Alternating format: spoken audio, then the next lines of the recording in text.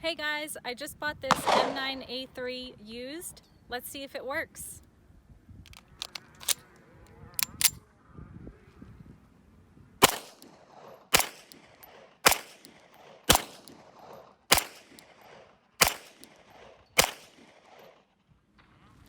So it worked great.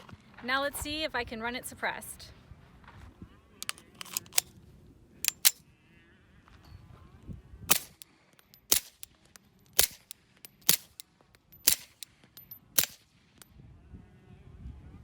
Pretty nice.